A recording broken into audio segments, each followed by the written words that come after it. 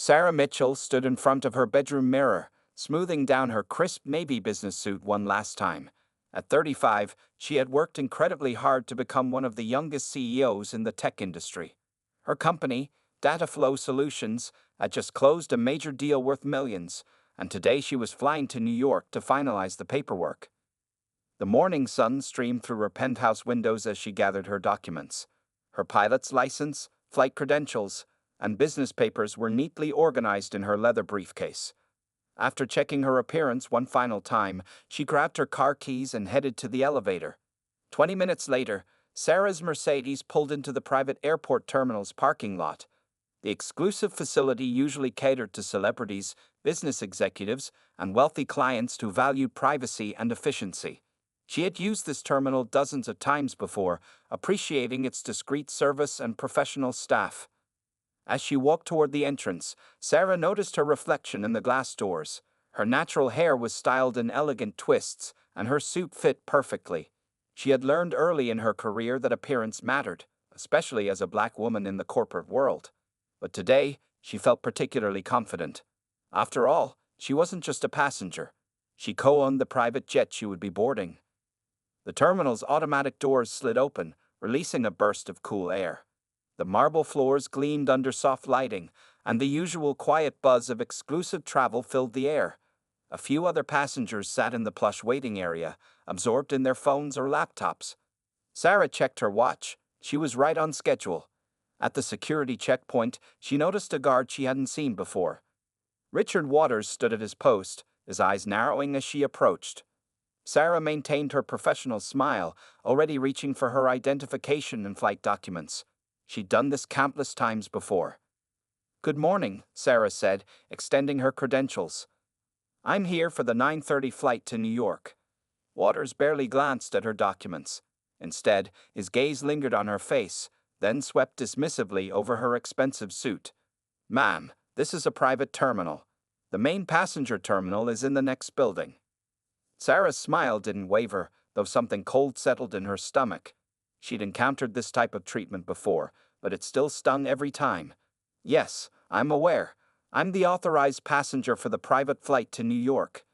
Here are my credentials and pilot's license." Waters crossed his arms, his badge glinting under the terminal lights. "Listen, I've worked security for 15 years. I know who belongs here and who doesn't. Maybe you got the wrong information." By now, other passengers had started to notice the exchange. Sarah could feel their eyes on her, but she remained composed. Her mother's words echoed in her mind. "Never let them see you lose your dignity." "Sir," Sarah said firmly, "I presented all required documentation. I'm not only the authorized passenger, but I'm also co-owner of the aircraft. If you look at the registration papers, you'll see my name, Sarah Mitchell, CEO of Dataflow Solutions." Waters scoffed, making no move to check the papers. "Right? And I'm the Queen of England. Look, I don't want any trouble, but you need to leave before I call for backup." Sarah noticed Amanda Chen, the assistant manager she knew from previous flights, approaching with concern on her face. At the same time, several passengers had taken out their phones, recording the interaction. What had started as a routine morning was quickly becoming something else entirely. Taking a deep breath, Sarah straightened her spine. She had faced discrimination before, fought through barriers, and built her success despite them. This moment would be no different. She reached for her phone, her movements deliberate and calm. "Since you refused to verify my credentials," she said clearly, "I'll need to speak with your supervisor. I'm also going to record this interaction, as I believe I'm being discriminated against based on my race." Waters' face reddened, but before he could respond, a familiar voice called out from behind them. "Sarah, I was just about to call you." Marcus Thompson, her business partner and co-owner of the jet, walked through the terminal doors. The next few moments would change everything, but right then, Sarah simply stood her ground, her dignity intact, facing yet another battle she shouldn't have to fight. Marcus Thompson's arrival changed the atmosphere instantly. The tall venture capitalist, known for his sharp business sense and no-nonsense attitude, quickly assessed the situation. His eyes moved from Sarah's composed stance to Waters' hostile posture, and his usual friendly smile disappeared. "What seems to be the problem here?" Marcus asked, his voice carrying across the terminal. He stepped forward to stand beside Sarah, placing his briefcase on the floor. Waters shifted uncomfortably, but still maintained his position.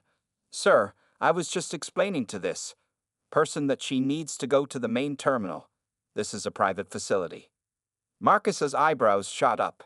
"This person," he repeated slowly.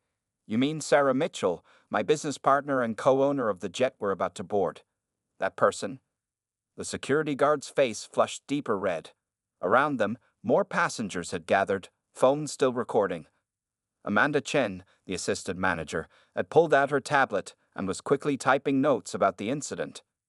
"There must be some mistake," Waters stammered, now looking at the documents in Sarah's hand with new interest.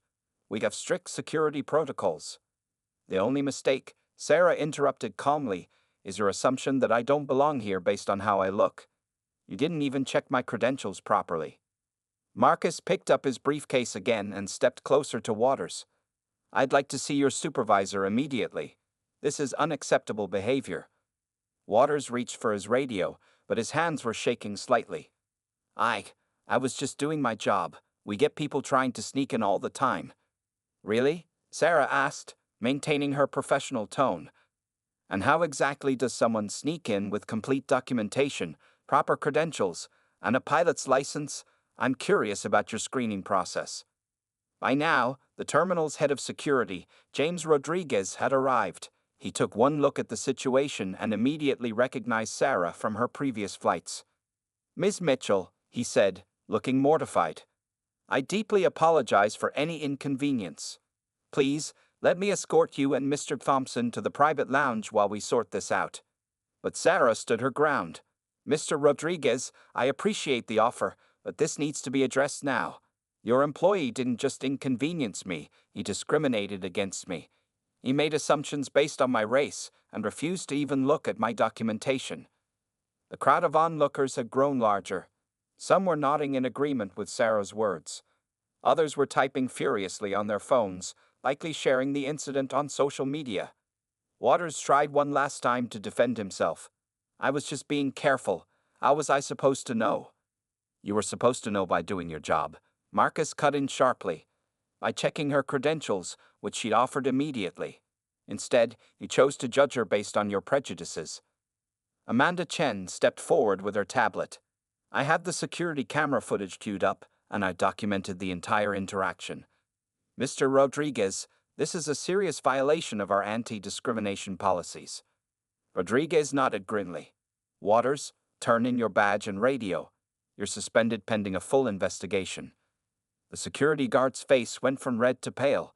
But my job should have been done professionally and without bias," Sarah finished for him. She turned to Rodriguez. "I'll be filing a formal complaint, not just about this incident, but about your security protocols. This shouldn't happen to anyone else." As Waters slowly unpinned his badge, the reality of his actions seemed to finally sink in. His hands trembled as he placed his security equipment on the checkpoint counter. Marcus checked his watch. "We have a meeting to attend in New York. Mr. Rodriguez, I trust you'll handle this appropriately. Our lawyers will be in touch." "Of course, Mr. Thompson," Rodriguez replied. "Again, Ms. Mitchell, we deeply apologize." As they walked toward their gate, Sarah held her head high. Behind them, she could hear Rodriguez already making calls to the airport's corporate office. The other passengers moved aside respectfully, some offering supportive nods. "You handled that brilliantly," Marcus said quietly as they walked. "But you shouldn't have had to." Sarah adjusted her briefcase strap. "No, I shouldn't have. But if this leads to real change, then something good will come from it."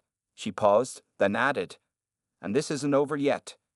Indeed, as they headed toward their gate, Sarah's phone was already buzzing with notifications.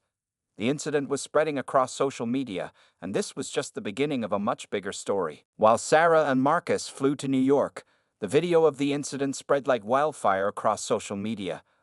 Amanda Chen's recording had already reached millions of views within hours.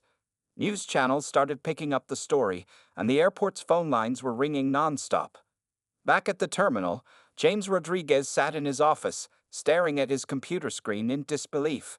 Hashtag #RacistGuard and hashtag #PrivateJetKaren were trending on Twitter. The airport's social media team was overwhelmed with comments and messages. People were sharing their own stories of discrimination at airports, and the hashtags kept growing. "Sir," his secretary called from the doorway, "the CEO of the airport authority is on line 1, and there are reporters gathering outside the terminal." Rodriguez rubbed his temples. He had been in airport security for 20 years, but he'd never faced a crisis like this. He picked up the phone, knowing this call wouldn't be pleasant. Meanwhile, in the employee break room, other security guards were watching the news coverage. Many of them weren't surprised by Waters' behavior. Lisa Johnson, a senior guard, finally spoke up. "He's done this before," she said, drawing everyone's attention. "Remember last month? That black businessman with first-class tickets? Waters gave him trouble too, but the man was too busy to file a complaint." Other guards nodded, and more stories started coming out. It seemed Waters had a pattern of targeting minorities, but most victims had either been too rushed or too tired to pursue formal complaints. Amanda Chen was busy collecting these testimonies. As assistant manager, she had always felt uncomfortable with Waters' behavior, but hadn't had concrete proof before. Now, with the viral video and other employees coming forward, she had enough evidence to build a solid case. In the airport's corporate office, the management team had called an emergency meeting. The airport's reputation was taking a serious hit. Their phones were ringing with calls from civil rights organizations, news outlets, and even celebrities who wanted to comment on the incident. "We need to make a public statement," the PR director insisted. "This is getting bigger by the minute. Have you seen the latest news? Sarah Mitchell isn't just any CEO. Her company, Dataflow Solutions, handles data security for half of the Fortune 500 companies." The airport CEO, David Harrison, looked grim. "Get me everything you have on Waters' employment history, and contact Ms. Mitchell's office immediately. We need to handle this right." Back in the terminal, some passengers who had witnessed the incident were giving interviews to local news stations. A young woman named Rachel Torres had captured the entire confrontation from a different angle, showing clearly how Waters had dismissed Sarah without even looking at her documents. "It was pure discrimination," Rachel told a reporter. "Ms. Mitchell was nothing but professional, while that guard was completely out of line. I fly through here often, and I've seen him give attitude to other people of color before." By late afternoon, Waters sat in his small apartment, watching his face plastered across national news channels. His phone wouldn't stop buzzing with messages from friends and family who had seen the videos. Some expressed disappointment, others tried to defend him, but deep down, he was beginning to realize the magnitude of his mistake. In New York, after their business meeting, Sarah sat in her hotel room with Marcus, watching the story unfold on television. Her phone was filled with supportive messages from other executives, friends, and even strangers who had faced similar discrimination. "This is bigger than just one incident now," Marcus said, scrolling through his phone. "People are demanding changes in airport security protocols across the country. Your story has struck a nerve." Sarah nodded thoughtfully. "Then let's make sure something good comes from this. It's time airports address these systemic issues." She opened her laptop and began typing an email to her legal team. This wasn't just about her anymore. It was about everyone who had ever faced discrimination in spaces where they had every right to be. As the day drew to a close, the incident had become national news. Civil rights leaders were scheduling press conferences, and hashtags continued trending. What had started as one guard's biased action was quickly becoming a catalyst for a much-needed conversation about discrimination in private and public spaces. The next morning, while the story was still making headlines, a team of investigators arrived at the airport. Their job was to look into not just Waters' actions, but the whole security system at the private terminal. Leading the investigation was Maria Ramirez, a respected expert in airport security and anti-discrimination policies. Maria sat in a conference room, interviewing airport staff one by one. The stories she heard painted a troubling picture. Amanda Chen brought in a thick folder of documented incidents. "Here are the complaints from the past year," Amanda explained, spreading papers across the table. "Most of them weren't officially filed because passengers were in a hurry, but I kept notes anyway. I knew something was wrong." Maria picked up one of the reports. "And Waters was involved in all of these?" "Most of them," Amanda nodded. "But the problem goes deeper. Some guards saw what was happening but didn't speak up. They were afraid of causing trouble. In another part of the terminal, Lisa Johnson, the senior guard who had spoken up earlier, was showing investigators the security camera footage from past months. The videos clearly showed Waters treating passengers differently based on their appearance. "Look at this one," Lisa pointed to a screen. "Last month, he practically rolled out the red carpet for a white businessman, but gave a hard time to an Asian family right after, even though they had all the right papers." The investigation team took careful notes. This wasn't just about one bad guard anymore. It was about a system that had allowed his behavior to continue. Meanwhile, Sarah's legal team had been busy. They discovered that Waters had worked at 3 other airports before this one. At each place, there were similar problems, but they had been swept under the rug. He would simply move to another airport when things got too heated. "It's a pattern," Sarah's lawyer explained during a video call. "He kept getting away with it because no one pushed hard enough for real change. But this time is different." Sarah listened from her New York hotel room, taking notes on her laptop. "We need to make sure this leads to real changes in hiring and training," she said. "Not just here, but at airports everywhere." Back at the terminal, James Rodriguez was facing tough questions from the airport board. Why hadn't he noticed the pattern? How had Waters' behavior gone unchecked for so long? I should have paid more attention," Rodriguez admitted, his face showing genuine regret. "We were so focused on security threats that we didn't see the threat to people's dignity right in front of us." The story took another turn when former employees from Waters' previous workplaces started coming forward. They shared similar stories about his discriminatory behavior. Some had tried to report him before, but nothing had been done. One former coworker, Michael Chan, gave an interview to a local news station. "Waters always had an excuse," he explained. "He'd say he was just being thorough, or that certain people looked suspicious, but it was clear he treated people differently based on their race." The airport's HR department was also under scrutiny. How had they hired Waters without discovering his past behavior? The head of HR, Patricia Williams, looked uncomfortable as she reviewed his employment file.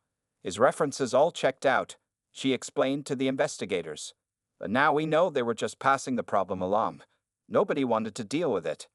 By the end of the day, Maria's team had filled several notebooks with testimonies and evidence. The story was bigger than anyone had expected. It wasn't just about one guard or one incident. It was about a whole system that needed fixing. Sarah received regular updates about the investigation. Each new detail confirmed what she had already known. Her stand against Waters' discrimination would help expose and fix bigger problems. The investigation team found more cases, Marcus told her over dinner. Some passengers who had problems with Waters months ago are calling the airport now. They want to share their stories. Sarah nodded, determination in her eyes. "Good. The more people speak up, the harder it will be for anyone to ignore this problem." As night fell over the airport, the investigation team packed up their notes, but they were far from finished.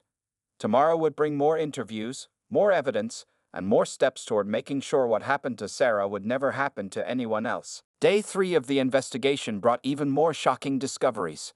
Security camera footage from other airports where Waters had worked started arriving at Maria Ramirez's office. Each video showed the same pattern of discrimination, spanning over 10 years of his career. In a cramped conference room filled with investigators, Maria played one video after another. The evidence was overwhelming. Waters hadn't just targeted a few people, he had systematically discriminated against hundreds of travelers over the years. "Look at these numbers," Maria said, pointing to a chart on her tablet. At every airport where he worked, complaints from minority passengers increased by 200% during his shifts. But nobody connected the dots until now. Meanwhile, Waters himself had finally agreed to an interview with the investigation team. He sat nervously in a small office, looking much smaller without his security uniform. His hands shook as he drank from a paper cup of water. "I was just doing my job," he insisted, but his voice lacked conviction. "You have to understand, in security, we have to be careful." "Careful of what exactly?" Maria asked, her voice firm but professional. "Our data shows you only gave extra screening to certain types of passengers. Can you explain that?" Waters couldn't meet her eyes. For the first time, he had to face the reality of his actions without excuses. The evidence was right there in front of him, years of his own bias captured on camera and documented in complaints. Across town, Sarah's story had inspired others to take action. A group of business travelers had formed an organization called Equal Skies to fight discrimination in aviation. They were collecting stories from people who had faced similar treatment at airports around the country. Back at her company office, Sarah received an unexpected email. It was from Waters' daughter, Jessica. "Dear Ms. Mitchell," the email read, "I saw what my father did to you. I'm so ashamed. Our family never raised him to be like this. Some of us have been trying to tell him for years that his views were wrong. Maybe now he'll finally understand." Sarah shared the email with Marcus during their lunch meeting. "It's sad how discrimination affects everyone, even the families of those who discriminate," she said thoughtfully. At the airport, the investigation had spread to the security company that had hired Waters. Their offices were now full of auditors reviewing personnel files and training programs. "This is a complete failure of our system," admitted Robert Chen, the company's CEO, during an emergency board meeting. "We didn't just miss the signs, we ignored them. That stops today." The security company announced immediate changes. They would require body cameras for all guards, implement new anti-bias training, and create an independent review board for all discrimination complaints. Meanwhile, other airports across the country started reviewing their own security practices. Nobody wanted to be the next viral video of discrimination. Airport managers were calling Maria's team, asking for advice on improving their training and oversight. In the employee break room, Lisa Johnson was talking with other guards about the changes they were seeing. "You know what's amazing?" she said. "People aren't afraid to speak up anymore. Just yesterday, I saw a new guard question a supervisor about a biased comment. That never would have happened before." Sarah's legal team had been busy too. They weren't just building a case against Waters, they were pushing for industry-wide changes. They drafted new guidelines for airport security training, focusing on both safety and respect. Late that afternoon, Maria's team made their preliminary findings public. The press conference room was packed with reporters. "What we found goes beyond one incident or one person," Maria had explained to the cameras. "We found a system that allowed bias to go unchecked for years. But we also found brave people who tried to stop it, people who kept records, people who spoke up even when nobody was listening." As the sun set over the airport, Sarah watched the press conference from her office. Her phone buzzed with a message from Marcus. "You started something big here. Real change is happening." She smiled, thinking about all the people who would now have a better experience at airports because she had stood her ground that day. The investigation wasn't over, but already it was clear. Sometimes it takes one person standing up to change the whole system. 1 week after the incident, the airport authority called a formal hearing. The grand conference room on the top floor was packed with people. At the front, 5 board members sat behind a long table, their faces serious as they reviewed thick folders of evidence. Sarah sat in the first row, wearing a dark blue suit. Marcus sat beside her, along with their legal team. On the other side of the room, Waters sat with his lawyer, looking pale and uncomfortable in his wrinkled gray suit. The head of the board, Mrs. Eleanor Thompson, called the hearing to order. The room fell silent as she began speaking. "We are here today to address the incident of racial discrimination that occurred in our terminal," she announced, her voice clear and strong. "But we're also here to look at the bigger problems this incident has revealed." One by one, witnesses came forward to tell their stories. Amanda Chen presented her recordings and documentation. She showed the board how she had kept track of Waters' behavior over months, noting every suspicious interaction. "I saw a pattern," Amanda explained, pointing to her records. "Mr. Waters would always find reasons to stop certain passengers. He would check their papers multiple times, ask unnecessary questions, or suggest they were in the wrong place." Lisa Johnson spoke next, describing what she had seen as Waters' fellow security guard. "Many of us knew something was wrong," she admitted, her voice shaking slightly. "But the system made it hard to speak up. We were told not to question other guards' decisions." The board members took careful notes. They looked particularly concerned when Maria Ramirez presented her investigation findings. Her team had uncovered similar incidents at 3 other airports where Waters had worked. "This isn't just about one bad decision," Maria had explained. This is about a person who consistently abused his position to discriminate against minorities, and it's about a system that allowed him to keep doing it. When it was Waters' turn to speak, he seemed to have finally realized the seriousness of his actions. His lawyer had advised him to apologize, but his words came out stiff and rehearsed. I never meant to cause harm, he started, but murmurs of disbelief rippled through the room. The evidence clearly showed otherwise. Sarah's testimony came last. She stood tall as she addressed the board, her voice calm but firm. "What happened to me wasn't an isolated incident," she said. "It was part of a pattern that has hurt many people, but today we have a chance to make real changes." She then presented her proposals for improving airport security. Her ideas included better training, regular bias assessments, and a new system for reporting and tracking discrimination complaints. The board members listened carefully, asking detailed questions about how these changes could be implemented. It was clear they were taking the situation seriously. As the hearing continued, reporters waited outside the conference room. The story had grown beyond just one airport. It had become a national conversation about discrimination in transportation. Finally, after hours of testimony, Mrs. Thompson announced the board's decisions. The room grew completely silent as she read from her paper. "First," she began, "Mr. Waters' employment is permanently terminated. His security credentials will be revoked at all affiliated airports." Waters slumped in his chair as she continued. "Second, we are implementing Ms. Mitchell's proposed changes immediately. All security staff will undergo new training. We will install additional cameras and require body cameras for all guards." The board also announced a complete review of their hiring practices and the creation of a new oversight committee to handle discrimination complaints. Lastly, Mrs. Thompson said, "We want to thank those who had the courage to speak up, especially Ms. Chen and Ms. Johnson, whose detailed records helped expose this problem." As the hearing ended, people began leaving the conference room. Some stopped to congratulate Sarah on the changes her stand had helped create. Others were already discussing how to implement the new policies. Outside, the setting sun cast long shadows across the airport terminals. Sarah stood at a window, looking out at the planes taking off and landing. Marcus joined her, putting a supportive hand on her shoulder. "You did it," he said softly. "Real change is happening." Sarah nodded, watching another plane lift into the sky. "This is just the beginning," she replied. "We have to make sure these changes really work." 2 months after the hearing, the airport looked very different. New signs about equal treatment hung on the walls. Security guards wore body cameras on their uniforms, and in the main office, a newly formed equality committee met every week to review any complaints. Sarah arrived for one of these committee meetings on a bright Tuesday morning. As she walked through the terminal, she noticed the positive changes. Guards greeted every passenger with the same respectful tone. The security lines moved smoothly, with clear explanations given for any extra checks. Inside the meeting room, Amanda Chen was presenting the latest reports.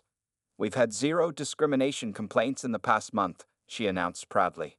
"And our passenger satisfaction scores are the highest they've ever been." The room buzzed with positive energy. The committee included airport staff, security experts, and community representatives. They'd all work together to make sure the new policies were working properly. "The new training program is making a real difference," Lisa Johnson added. She had been promoted to head of security training after the incident. "Guards are learning how to be thorough without being biased. They're actually thanking us for the training." Meanwhile, Waters' story had taken an unexpected turn. After losing his job, he had gone through a period of deep reflection. His daughter Jessica had convinced him to join a community program that helped people understand and overcome their biases. Sarah received an update about this from Jessica herself. "My father is finally changing," Jessica wrote in an email. "He's volunteering with minority community groups. He's learning from his mistakes. It's like he's becoming a different person." The changes weren't just happening at one airport. Sarah's story had sparked a nationwide movement. Other airports started copying their new policies. Airlines began training their staff about bias. The whole industry was changing. Marcus visited the airport to see the changes for himself. He met Sarah in the same terminal where the incident had happened. "Remember when you said this was just the beginning?" he asked with a smile. "You were right." They walked through the terminal together, watching the smooth operation of the new security system. Every passenger was treated with respect. Guards explained their procedures clearly. There was a new feeling of trust between staff and travelers. In the security break room, the atmosphere had changed too. Guards freely discussed situations that concerned them. Nobody was afraid to speak up anymore. They had regular meetings to talk about how to handle difficult situations without bias. You know what's really amazing? Lisa told Sarah during their walkthrough. The new system isn't just fairer, it's actually more efficient. When people trust us, everything works better. Sarah's company, Data Flow Solutions, had also grown stronger through this experience. She had become known as a leader who fought for equality. Other companies asked for her advice on handling discrimination. She used her position to help create positive changes in the business world. The Equal Skies organization, which formed after Sarah's incident, was now a powerful voice for equality in aviation. They had offices in several cities and helped airports improve their practices. Sarah served on their board, sharing her experience to help others. One day, while Sarah was checking in for a flight, a young black girl watched her with wide eyes. The girl's mother explained that they had seen Sarah's story on TV. "My daughter wants to be a pilot," the mother said. "Seeing you stand up for yourself showed her that she can achieve anything." Sarah knelt down to talk to the girl. "Dream big," she told her. "The sky belongs to everyone." Later that afternoon, during another committee meeting, Sarah looked around the room. She saw people of all backgrounds working together to make things better. The airport had transformed from a place of discrimination to a model of equality. "We've made real progress," she told the committee. "But we have to keep working. Every passenger deserves to be treated with respect." As the meeting ended, Sarah walked to her gate for her flight. The same security checkpoint where Waters had tried to stop her now had a new sign: "Welcome to all travelers." Under it, a diverse team of guards worked professionally and fairly. A guard smiled as she checked Sarah's credentials. "Have a great flight, Ms. Mitchell," she said warmly. Sarah smiled back, knowing that her difficult experience had helped create this positive change. Sometimes, she thought, standing up for what's right could change more than just one moment. It could change the whole system. 1 year after the incident, Sarah stood on a stage at the National Aviation Conference. Hundreds of airport managers, security professionals, and industry leaders filled the huge conference hall. They had come to hear about the changes her story had inspired. A year ago, Sarah began her speech, "I faced discrimination at an airport security checkpoint.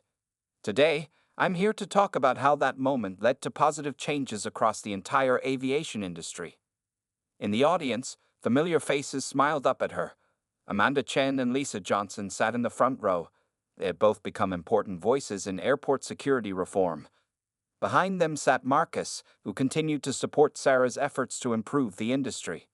"Thanks to many people working together," Sarah continued, "we've created new standards for airport security. Standards that keep everyone safe while treating everyone with respect." The changes had spread far beyond one airport. Over 50 major airports had adopted the training programs Sarah's team developed. Security companies had improved their hiring practices. The Equal Skies organization had grown into a powerful force for positive change.